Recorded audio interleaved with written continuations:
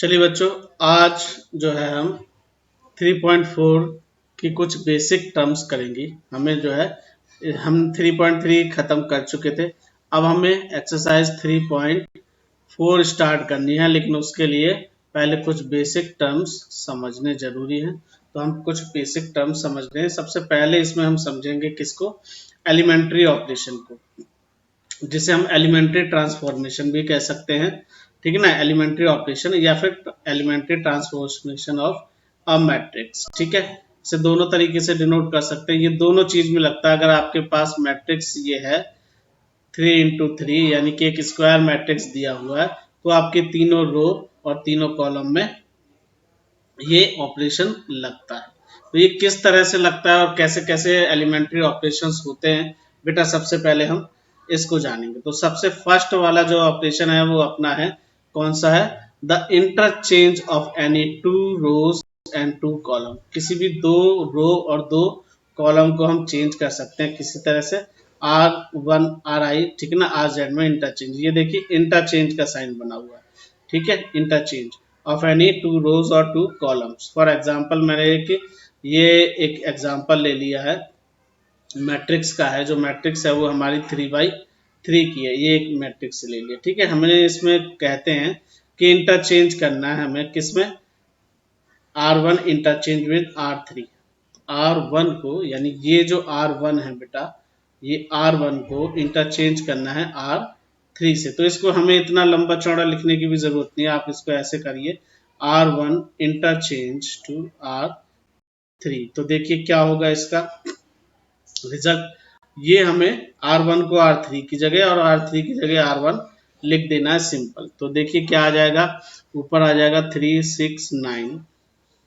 R2 में कोई change नहीं हुआ है तो वो 258 ऐसे का ऐसे ही आ जाएगा। और R3 की जगह 147।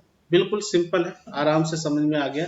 जिस तरह से ये ऑपरेशन हमारा रो में लगा है, इसी तरह से हमारा ये ऑपरेशन कॉलम में भी लिख सकता है। जैसे यहाँ पे लिखा हुआ है कि C1 चेंज टू C2, यानी कि कॉलम 1 को कॉलम 2 में चेंज कर दो। तो देखिए ये वाला मेरा कॉलम 1 है और ये वाला मेरा कॉलम 2 है। तो मैं इसको चेंज कर देता हूँ, सॉरी ये कॉलम 3 था, गलती से हो गया, ये कॉलम 2 है। ठीक है, इन दोनों को इंटरचेंज करना है। तो रो जो कॉलम 2 है उसे पहले लिख लेते हैं, 4 5 6, और रो और जो कॉलम 1 है उसे बाद में 1 2 3। इस तरह से हम चेंज करके इसको लिख सकते हैं। ये तो हुआ बेटा अपना फर्स्ट। सेकंड वाला समझते हैं कि सेकंड वाले में क्या है। The multiplication of the elements of any row और कॉलम। भाई मल्टीप्लिकेशन कर सकते हैं हम by a non zero number. किसी भी नॉन जीरो नंबर से हम इसको मल्टीप्लाई कर सकते हैं। इस तरह से RI जो चेंज हो जाएगा KR में, ठीक है ना, तो नॉन जीरो में आ जाएगा। जैसे एक एग्जांपल लिया हुआ मैंने कहा कि R2 को जो है हम क्या कर देंगे, मल्टीप्लाई कर देंगे R, ठीक है, 2 से। तो देखिए ये क्या आ जाएगा आपका, ये आ जाएगा रो 1 में तो कुछ नहीं होना, इसे तो ऐसे ही रहना 1 4 7। रो 2 को, ये जो रो 2 है, इसे मल्टीप्लाई कर देंगे 2 से, तो क्या आ जाएगा 4 10 और 16। रो 3 हमारा कितना आ जाएगा 3 6 और 9। इस तरह से ये पूरा हो जाएगा। ठीक, नेक्स्ट थर्ड वाला पढ़ते हैं बेटा, हमारा क्या है, the addition of the elements of any row or column, the corresponding elements of any other row or column multiplied by any non-zeros number। Means कहने का मतलब है कोई एक रो को किसी नंबर से मल्टीप्लाई करके वो उसको किसी दूसरे में भी हम क्या कर सकते हैं, प्लस कर सकते हैं। तो देख मैं इसको एक एग्जांपल देके समझाता हूँ, तब आपको क्लियर होगा। एक एग्जांपल में, ये मैट्रिक्स तो मैंने ले लिया कि ये मैट्रिक्स हमें दे रखा है। मैं एक आपका एग्जांपल लेता हूँ, जैसे कि R3 यानी रो 3 में चेंज करना है। रो 3 में हमें चेंज करना है कैसे, रो 1 को इनटू करेंगे किससे, 2 से, और उसे प्लस कर देंगे रो 3 से। तो देखिए डायरेक्ट लिख रहा हूं मैं आपको, आप ध्यान से देखिएगा। सबसे पहले मुझे क्या करना है, रो 1 को इनटू कर लेना है 2 से। पहले तो मैं ऐसे ही लिख लेता हूं। देखिए जो सारा चेंज होना है ना बेटा, वो कितना किसमें होना, रो 3 में। तो रो 1 और रो 2 ये तो अपनी एज इट इज आ जाएगी, इसको आप लिख लीजिए 1 2 3 4 5 6। ठीक है, अब इसमें देखिए सबसे पहले इसको आप रो 1 को मल्टीप्लाई करेंगे किससे, 2 से। तो देखिए 2 को 1 से मल्टीप्लाई करेंगे तो 2 आ जाएगा, फिर 2 को 2 से मल्टीप्लाई करेंगे 4 आ जाएगा, 2 को 3 से मल्टीप्लाई करेंगे 6। अब जो ये नंबर्स आए हैं इसको रो 3 में हम क्या कर देंगे, प्लस। ठीक है, तो देखिए 7 और 2 आपका 9 आ जाएगा, 8 और 4 आपका 12 आ जाएगा, और 9 और 6 ये आपके पास 15 आ जाएगा। इतनी बड़ी आराम से ये बेटा आपका हो जाएगा। ठीक है, और भी हम न्यूमेरिकल से इसको करेंगे तब आपको समझ में आएगा। ठीक है, उम्मीद है इतना अच्छा समझ में आ गया होगा आपको। कोई डाउट है तो बेटा पूछ लेना, कोई दिक्कत नहीं है, मैं आपको क्लेरिफाई कर दूंगा। अब इसके बाद हम नेक्स्ट टॉपिक देखते हैं बेटा। अपनी बुक में जो है नेक्स्ट टॉपिक आपकी पेज नंबर 91 पे दिया हुआ इन्वर्टिबल मैट्रिक्स। कौन सा दिया हुआ, इन्वर्टिबल मैट्रिक्स। तो इन्वर्टिबल मैट्रिक्स के बारे में समझते हैं कि इन्वर्टिबल मैट्रिक्स क्या है। वैसे ये थोड़ा सा टॉपिक आपने चैप्टर नंबर 1 में किया हुआ है, उसी का है। तो आप समझते ही है कि इन्वर्टिबल कौन है ना, कोई, क्योंकि हमें क्या फाइंड करना है, जो हमारी 3.4 है इसमें हमें इनवर्स फाइंड करना है। तो इनवर्स फाइंड करना है तो बेटा इसके लिए सबसे पहले हमें ये पता होना चाहिए कि वो नंबर इन्वर्टिबल है या नहीं। अगर कोई चीज इन्वर्टिबल होगी तभी जाके उसका इनवर्स कैलकुलेट होगा। चलिए देखते हैं। If A is a square matrix, कैसा मैट्रिक्स है, square matrix of order M. M क्यों लिया, क्योंकि भैया स्क्वायर है, एम और एन दोनों ही सेम होंगे ना, तो उसको एम ले लिया। And if there exist another matrix B, एक और मैट्रिक्स है, एक मैट्रिक्स ए ले लिया और एक मैट्रिक्स बी ले लिया, दोनों matrix of order M, such that A B into B A दोनों कैसे होंगे, इक्वल और इजकल टू होगा किसके, एक आइडेंटिटी मैट्रिक्स के। अगर ऐसा हो जाता है इन केस ए और बी को इंटू करने के बाद वो इक्वल होता है बी ए के, जो कि एक आइडेंटिटी मैट्रिक्स के इक्वल है, तो हम ये कह सकते हैं कि here the B is called the inverse matrix of ए।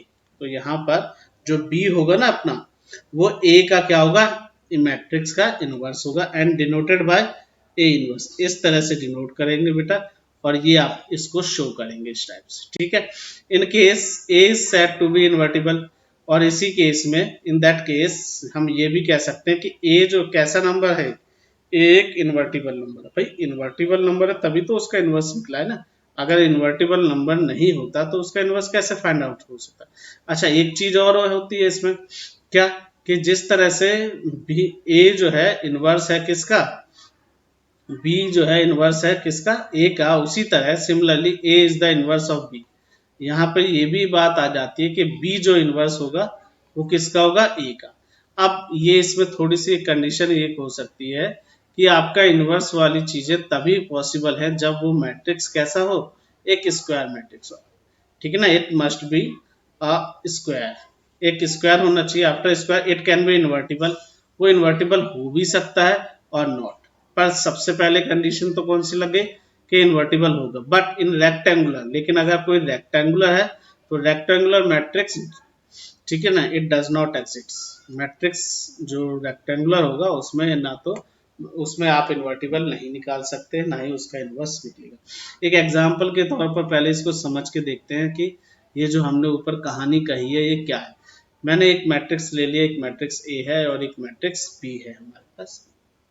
चलिए देखते हैं क्या है।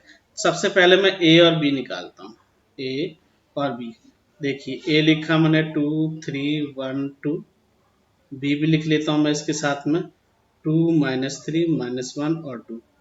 ठीक है, मल्टीप्लाई करके देखिए डायरेक्ट लिख रहा हूँ, आपको दिखाई देगा कि 2 को 2 से इंटू करेंगे तो 2 को 2 से इंटू करेंगे 4, और 3 को 1 से इंटू करेंगे तो कितना आ जाएगा -3। 4 में से 3 गए, कितना बचा बेटा 1। डायरेक्ट मल्टीप्लाई कर रहा हूँ, आपने इससे पहले अच्छी मल्टीप्लाई कर लिए, इसलिए आपको ये आता होगा, उम्मीद है आपको आता होगा। ठीक है, इसी तरह से यहाँ पर देखेंगे तो आपको यहाँ पर दिखेगा ये 0 आ जाएगा। फिर नेक्स्ट वाला 1 से 2 को करेंगे, 2 से -1 को करेंगे तो ये क्या आ जाएगा 0, एक बार प्लस का 2 एक बार माइनस का 2। इसी तरह यहाँ पर भी 2 3 जा 6 और 3 2 जा 6। ठीक है, ये आ जाएगा आपका 1, सॉरी 2 2 जा 4। इस तरह से आ गया। इसी तरह बी ए को निकाल कर देख लेते हैं। बी ए को कैसे, पहले बी लिख लेते हैं 2 3 -1 और 2। ए को लिखते हैं, ए क्या है बेटा 2 3 1 2। इनको आपस में मल्टीप्लाई करेंगे तो देखिए 2 2 जा 4 और 3 को इससे इंटू किया, फिर वही 4 में से 3 गया 1। यहाँ देखिए -2 +2 0 आ गया आपका। 3 दूनी 6, 3 दूनी प्लस का 6 माइनस के 0, और इसको करेंगे -2 और +4 तो 1 आ जाएगा। आपको यहाँ पे आराम से दिख रहा होगा कि ए बी जो है इक्वल है किसके, बी ए के, और ये भी किसके, एक, ये देखिए दोनों के दोनों कैसे आ गई, एक आइडेंटिटी मैट्रिक्स आ गई, आ गई ना एक आइडेंटिटी मैट्रिक्स। तो इन दैट केस, ठीक है यार, ये तो हो ही चुका है, ठीक है। तो यहाँ पर हम कह सकते हैं बी इज इनवर्स ऑफ ए। आप ऐसा भी कह सकते हैं ए इज इनवर्स ऑफ बी, ठीक है। बस ये इतनी सी ही कहानी ये कह रहा था।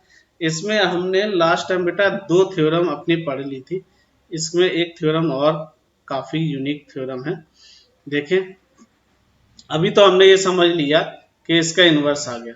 अब हमें ये देखना है कि इनवर्स जो है, अगर एक इनवर्स है तो वही इनवर्स है, एक अकेला, और उसके अलावा कोई इनवर्स नहीं हो सकते। यानी कि ये जो थ्योरम है हमारी, वो यूनिकनेस ऑफ ए इनवर्स, मतलब किसी एक मैट्रिक्स का, एक स्क्वायर मैट्रिक्स का इनवर्स है तो यूनिक ही होगा, उसके जैसा कोई दूसरा नहीं हो सकता, ठीक है। क्या कहती है ये थ्योरम, ये थ्योरम कहती है inverse of A square matrix if it exists is unique, यानी कि उसके जैसा कोई दूसरा नहीं हो सकता। तो लेट कर लिया हमने, एक मैट्रिक्स लेट कर लिया, स्क्वायर मैट्रिक्स होगा, ये मैट्रिक्स के एलिमेंट है, ठीक है। हमने ये मान लिया कि B and C, let B and C both are the two inverse of A, यानी कि मैट्रिक्स ए के दो इनवर्स हो गए, एक बी को ले लिया, एक सी को ले लिया। Since B is the inverse of A, अगर बी इनवर्स है ए का तो हम ऐसे लिख सकते हैं ना, A B equal to B A equal to I. अभी तो जस्ट हमने ऊपर वाली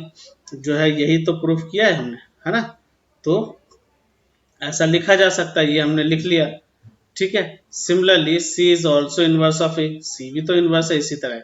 तो जैसे ए बी हुआ ऐसे ए सी हुआ, जिस तरह से बी ए हुआ उसी तरह C A is equal to identity matrix के। अब हम इसको मल्टीप्लाई करते हैं, किससे मल्टीप्लाई करते हैं, प्री, ठीक है ना, प्री मल्टीप्लाई करते हैं। सबसे पहले प्री मल्टीप्लाई बाय मैट्रिक्स से, प्री का समझ में आता ना, देखिए हम 3 को 4 से इंटू कर सकते हैं तो भी वही आएगा, 4 को 3 से इंटू कर सकते हैं तब भी वही आएगा। लेकिन प्री का मतलब होता है जो पहले से इंटू करें, ठीक है ना, उसका प्लेस जो होगा वो फर्स्ट होगा, ठीक है, पहला प्लेस होगा। चलिए तो यहाँ पे लिखते हैं हम, सिमिलरली सी इज ऑल्सो, ये हो गया हमारा। Now pre multiply by matrix B, यहाँ पे देखिए इससे हमने बी को मल्टीप्लाई किया, यहाँ भी बी को मल्टीप्लाई किया, और इनवर्स में भी, सॉरी आइडेंटिटी में भी बी से मल्टीप्लाई कर लिया by associative law. Associative law क्या है, ये इससे इंटू हो जाएगा तो बी ए ब्रैकेट के बाहर सी आ गया, इसी तरह बी सी ब्रैकेट के बाहर ए आ गया। अब आपको पता है ऊपर ही हमने देखो, ऊपर ही हमने देख रखा था जो बी ए है, ठीक है, क्या है ये बी ए है, वो किसके इक्वल है, एक आइडेंटिटी मैट्रिक्स के। बी ए एक आइडेंटिटी मैट्रिक्स के इक्वल है। तो मैं यहाँ पर इस बी ए की जगह, किसकी जगह, इस बी ए की जगह एक आइडेंटिटी मैट्रिक्स लिख लिया सी, इसको फिलहाल छोड़ दिया, इक्वल टू बी, और आई, ठीक है ना, आई सी और इक्वल टू बी, तो वो तो आइडेंटिटी मैट्रिक्स से हट गया, यानी कि सी और बी दोनों कैसे आ गए, इक्वल आ गए। इसका मतलब है so that it has unique inverse, मतलब अलग अलग नहीं है, ये दोनों एक ही हैं, बी और सी दोनों एक है। तो यानी कि ये थ्योरम हमें ये बताती है कि किसी भी मैट्रिक्स का जो इनवर्स होगा वो एक ही होगा, ठीक है, उसके अलग अलग इनवर्स नहीं हो सकते। इसी तरह एक थ्योरम नंबर 4 भी है बेटा, इसको और देख लेते हैं। क्या लिखा है, if A and B are invertible matrix of the sum, या सॉरी सेम ऑर्डर, ठीक है ना, द सेम ऑर्डर, देन ये क्या है, ये प्रूफ होता है कि प्रोडक्ट ऑफ ए बी का transport is equal to transport of B and transport of A, ये इक्वल होगा। चलिए देख लेते हैं हम क्या है। भाई हमें मालूम है कि वी नो दैट, क्या मालूम है कि ए बी, ठीक है, एंड ए बी ट्रांसपोर्ट किसके इक्वल होगा, इसके ना, इसलिए होगा। अब देखिए, अब जैसे हमने ऊपर प्री मल्टीप्लाई किया था, यहाँ भी ऐसे ही करते हैं, pre multiply, pre multiply bye ए इनवर्स। ठीक है, दोनों साइड, बोथ दी साइड कर देते हैं, बोथ दी साइड। ध्यान से देखिएगा, तो देखिए यहाँ पे ए इनवर्स आया हमारे पास। ठीक, क्या आया, ए इनवर्स, और ए बी। ठीक, यहाँ भी ए बी ट्रांसपोर्ट है ये अपना, यहाँ पर ये आ गया इनवर्स में।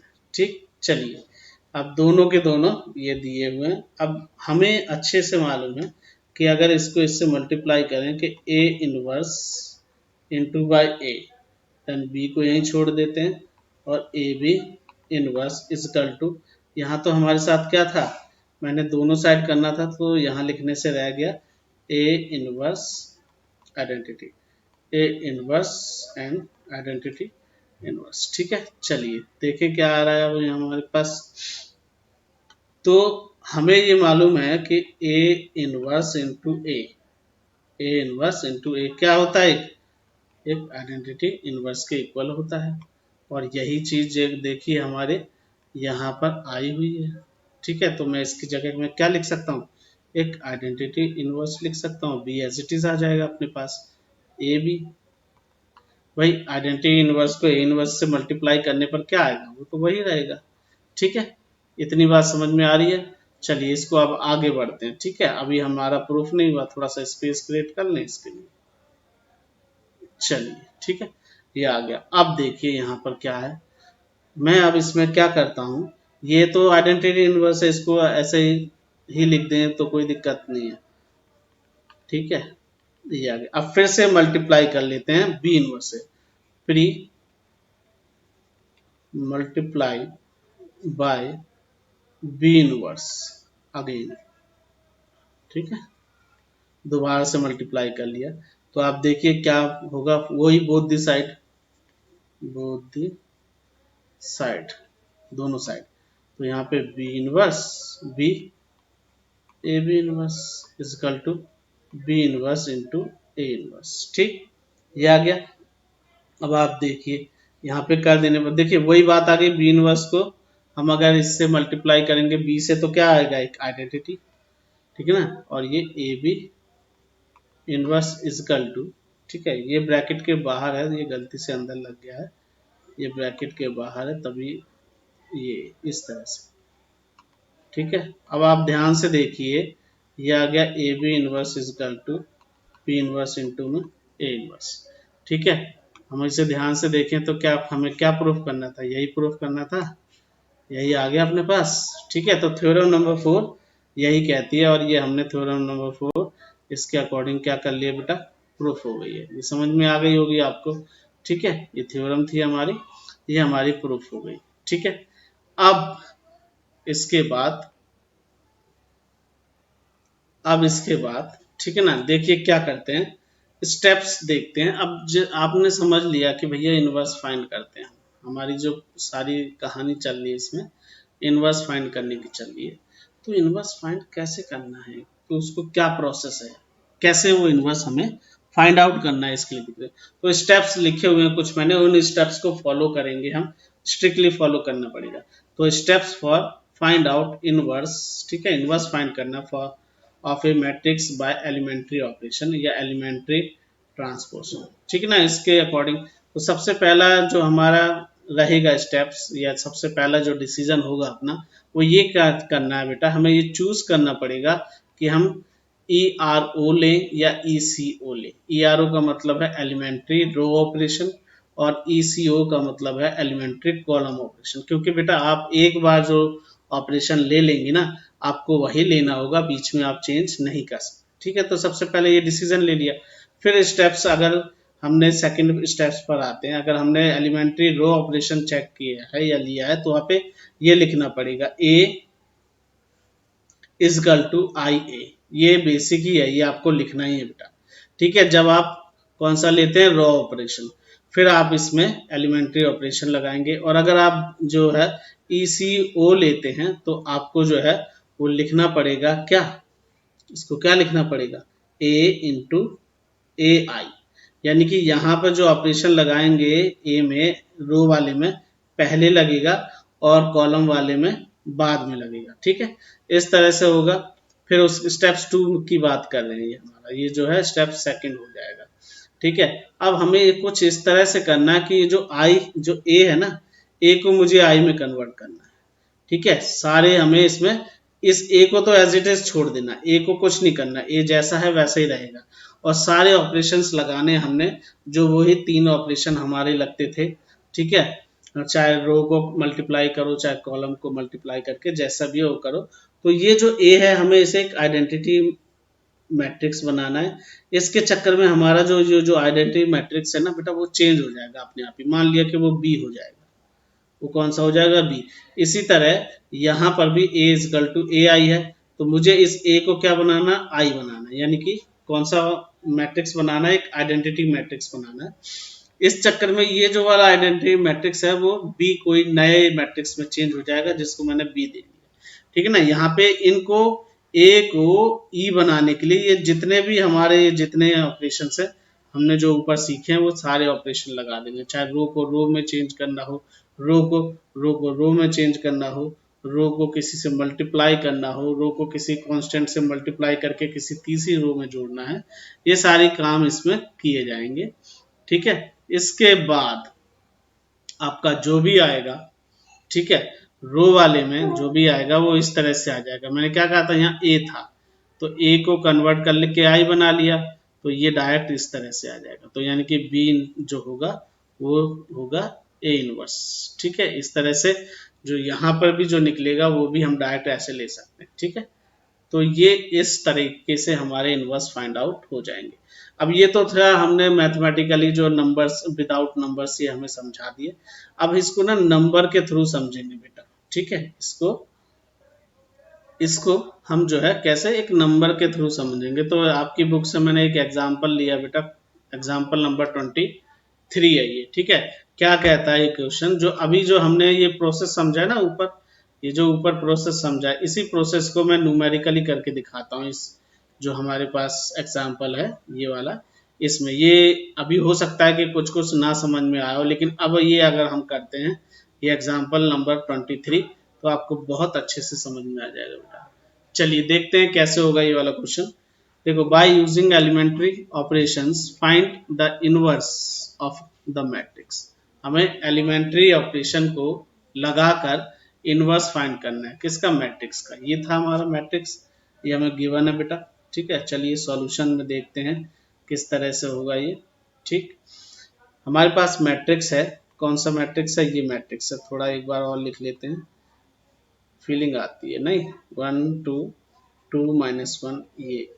ठीक है, अब मैंने क्या कहा, मैं चूज कर लेता हूँ। सबसे पहले मैंने सेलेक्ट कर लिया कि मुझे कौन सा चाहिए, ई आर ओ चाहिए, एलिमेंट्री ऑफ रो ऑपरेशन लगा रहा हूं मैं। तो मैंने क्या बोला था, ये बेसिक आपको लिखना ही है, ए इजकल टू आई ए।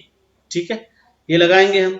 तो हम सबसे पहले वैल्यू लिख देते हैं, ए की जगह मैंने वैल्यू रखी क्या, 1 2 2 और 1, और आई की जगह एक क्या है हमारा आइडेंटिटी इनवर्स 1 0 0 -1, और ए को एज इट इज, इसको छेड़ना नहीं है, इसको फिलहाल ऐसे ही रखना है। ठीक है, चलो अब देखते हैं क्या करना है। अब हम इसमें अप्लाई कर रहे हैं, मुझे क्या करना है, ये वाला जो ये है ना, ये हमें इसको एक आइडेंटिटी इनवर्स में चेंज करना है, आइडेंटिटी मैट्रिक्स में, सॉरी। ठीक है, यानी कि इस मैट्रिक्स को इसके जैसा बनाना है। ठीक है, तो इसके लिए जो भी ऑपरेशन लगेंगे वो दोनों साइड लगेंगे आपके। ठीक है, चलिए देखते हैं इसको कौन कौन से ऑपरेशन लगेंगे। देखिए, सबसे पहले मुझे यहाँ पर 1 बनाना, जो कि ऑलरेडी 1 है, तो मुझे इससे कोई दिक्कत नहीं। फिर उसके बाद इसको 0 बनाना, इस 2 को क्या करना है, मुझे 0 बनाना। तो कैसे बनेगा, बाय अप्लाइंग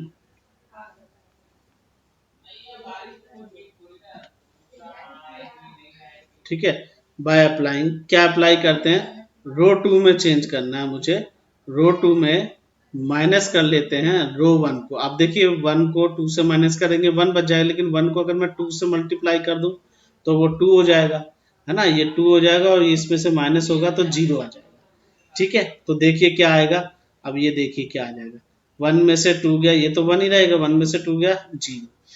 अब ये 2 का 2 ही है। अब ये देखिए ये 2 जो है, ये वाला 2 है ना, ये वाला 2 से इंटू होने पर क्या हो गया 4, और 4 को इस -4 से, सॉरी -1 से माइनस करेंगे तो क्या आ जाएगा -5। ठीक है, अब यहाँ यही चीज यहाँ भी होगी, तो 1 और 0, यहाँ तो कुछ नहीं है क्योंकि चेंज जो हुआ वो रो 2 में हुआ। इस 1 को जो है, इस 1 को हमने मल्टीप्लाई किया था 2 से, और फिर इसमें से माइनस करेंगे तो -2 आ जाएगा यहाँ पर, और 0 तो वो 0 ही रहेगा, -1 का यहाँ पे कुछ नहीं होने वाला। ठीक है, ये आ गया। ठीक है, अब अपना सेकंड स्टेप्स क्या होता है। ठीक है, हम जहां तक है 1 बनाने की कोशिश करते हैं, तो सेकंड स्टेप क्या होगा।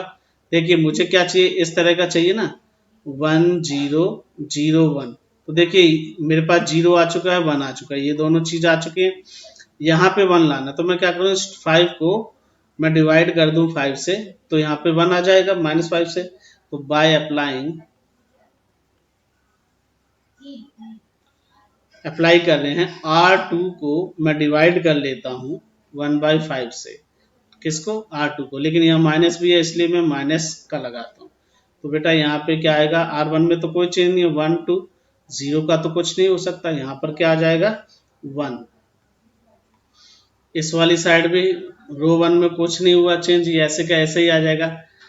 8 ये -2 को -1/5 से डिवाइड करेंगे तो क्या हो जाएगा, माइनस माइनस प्लस 2/5, और यहाँ तो कुछ नहीं होने वाला, -1 आ जाएगा। ठीक है, ये आ गया सिंपल। ठीक है, सॉरी सॉरी, ये तो यहाँ पे डिवाइड किया ना, तो माइनस और माइनस प्लस हो जाएंगे, 1/5 आ जाएगा।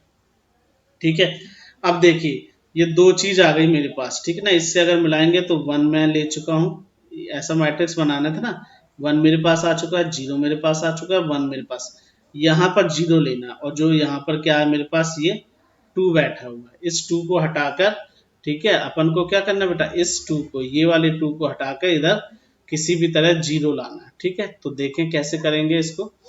देखिए क्या कर लेते हैं हम, R1 में चेंज होगा इस बार, R1 में क्या करें, R1 में से R2 को मल्टीप्लाई करके माइनस कर देते हैं, इसको 1 को 2 से मल्टीप्लाई करें और फिर इसमें से माइनस कर दें तो आ जाएगा 0। बहुत सिंपल है, चलिए ठीक है, इसको देखते हैं तो क्या आएगा, यहाँ पर करने पर ये आ जाएगा, यहाँ तो 1 ही आएगा, 0 और 1 आएगा क्योंकि रो में तो कोई नहीं है, यहाँ पर क्या आ जाएगा, अब 0। अब यहाँ कहानी यहाँ फंस रही है, थोड़ा सा डिफिकल्ट जो है दूसरी साइड आ जाता है, ये इस साइड मैंने क्या किया है, इसको, ठीक है, रो टू को रो टू को 2 से मल्टीप्लाई किया तो क्या हो जाएगा, वो 4 हो जाएगा, है ना, रो 2 को 4 से मल्टीप्लाई करके माइनस किया तो यानी 1 में से 4/5 माइनस हो जाएगा। ठीक है, इसी तरह इसको किया है तो वो 0 में से माइनस करेंगे, माइनस का 2/5। ठीक है, इसी तरह से आएगा, और नीचे तो कोई चेंज नहीं हुआ, 2/5 और 1/5 ऐसे का ऐसे ही आ गया। थोड़ा सा इसे क्लेरिफाई करके लिख लेते हैं, ये तो ये है ही है साथ में, तो यहाँ पे आ गया, क्या आया, यहाँ तो 1 0 0 1, तकरीबन तकरीबन अपना आंसर आ चुका है, बस थोड़ा तसल्ली से इसको लिखने की जरूरत है। ठीक है, इसका एल्शियम लेंगे बेटा, यहाँ पे 1 लेके आपका 1/5 आ जाएगा, नीचे 2/5 है, यहाँ पर माइनस और माइनस प्लस हो जाएगा, 2/5 और 1/5 ये यहाँ पर है। ठीक है, ये आ गया ए। अब हमें क्या करना है, हमें तो, अब आप ध्यान से देखें तो ये एक बन गया बी। ठीक है, इस तरह से बी हो जाए, मतलब सॉरी, ये आइडेंटिटी हो जाएगा। ठीक है, ये एक दूसरा मैट्रिक्स जिसको मैंने कहा था हम बी ले लें, और ये ए। अब इस तरह से है तो हमें क्या निकालना, ए इनवर्स निकालना है ना, तो ये या तो इसके अपॉन में लेके भी आप कर सकते हैं, या फिर मैं इसको डायरेक्ट भी लिख सकता हूँ, तो जो डायरेक्ट आए बेटा उसी को लिख लो आप, यानी कि बी इजकल टू क्या हो जाएगा, माइनस ए इनवर्स। ठीक है, तो वैल्यू पुट कर देते हैं इसकी, क्या आएगी, ये जो है, ये जो इसके साथ ए के साथ ये मल्टीप्लाई में है, यही इसका क्या हो गया, ए इनवर्स। तो बी की वैल्यू रखी यहाँ पर, और ए इनवर्स जो है, सॉरी बी की वैल्यू आएगी ना वो, तो बी की जो वैल्यू आई ये आ गई आपके पास 1/5 2/5 2/5 -1/5। 5, ठीक है। ये माइनस ही आएगा, ठीक है। ये ध्यान दो, यहाँ पे क्योंकि हमारे पास क्या था, ये माइनस का था ना, यहाँ पे ये कहाँ से चेंज कर लिया, हाँ यहाँ तो माइनस का ही था क्योंकि मैंने माइनस वाले से इंटू किया था। ये रहा, ये माइनस है बेटा, ठीक है। पता नहीं कैसे छूट गया, चलिए कोई बात नहीं, गलतियां हो जाती हैं, ठीक है। भगवान कोई नहीं यहाँ पर सभी।